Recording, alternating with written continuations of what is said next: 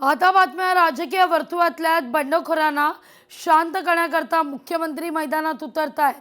मुख्यमंत्री देवेंद्र फडणवीस स्वतः संपर्क करणार आहेत। राज्यातील प्रमुख शहरातील बंडखोरांशी मुख्यमंत्री स्वतः संपर्क करतील।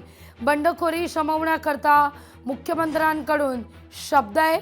फडणवीसांकडून बंडखोरांना राजकीय पुनर्वसनाचा शब्द दिला जाणार आहे।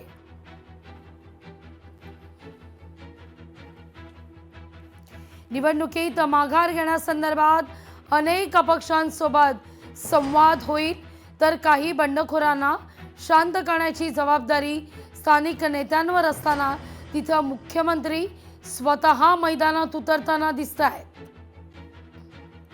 या सगळ्याविषयी अधिक माहिती घेण्याकरता थेट जाते आपले प्रतिनिधी चेतन ननावरे यांच्याकडे। चेतन, सगळ्यात पहिल्यांदा तुला नवीन वर्षाच्या खूप खूप शुभेच्छा। खरं तर नवीन वर्षात राजकीय दृष्ट्या सुद्धा अनेक घडामोडी घडत आहेत। नवीन वर्षात महापालिका निवडणूक आहे आणि त्याच अनुषंगानं महत्त्वाची बातमी ही समोर येते फडणवीसांसंदर्भात। फडणवीस आता स्वतः बंडोबांना थंड करण्याकरता मैदानात उतरत आहेत। चाणक्य नीती या ठिकाणी कामी येईल असं आता म्हटलं जात आहे। निश्चित लागवी, कारण ज्या प्रकारे आपण उमेदवारी अर्ज दाखल करताना एबी फॉर्म साठीची मारामारी अक्षरशः पाहिलेली होती।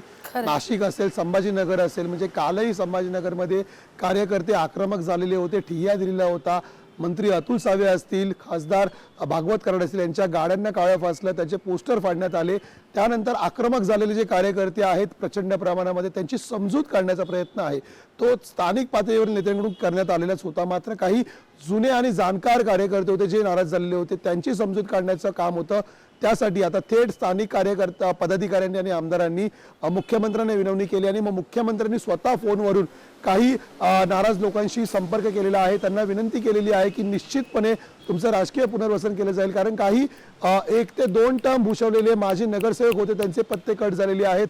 मुंबईत देखील आपण पाहिलं की स्वतः आशिष शेलार मंत्री आहेत, ते काल दिवसभर दादरच्या वसंतस्मृती कार्यालयामध्ये लोकांशी संवाद साधत होते। नाराज कार्यकर्त्यांना अपक्षांना अर्ज मागे घेण्याची विनंती करत होते। आज सकाळी देखील अमित साटम यांनी देखील एका अपक्षाला विनंती केल्यानंतर अर्ज मागे घेण्याची त्यांनी ग्वाही दिलेली आहे। त्यामुळे स्वतः स्थानिक नेत्यांपासून आता थेट मुख्यमंत्र्यांपर्यंत सर्व शिलेदार आहेत भाजपचे ते मैदानात उतरल्याचं पाहायला मिळतं। त्यामुळे येत्या 2 दिवसांमध्ये किती बंडखोर थंड होत आहेत याकडे सर्वांचं लक्ष असेल आणि त्यामुळे भाजपच्या नगरसेवकांची जी वाट आहे विजयाची ती सुकर होऊ शकते। लागवी निश्चित चेतन, धन्यवाद तुम्ही दिलेल्या एकूणच सविस्तर माहिती करता। फडणवीसांकडून बंडखोरांना राजकीय पुनर्वसनाचा शब्द दिला जाऊ शकतो, त्यामुळे त्याकडे सगळ्यांच्याच नजरा असतील।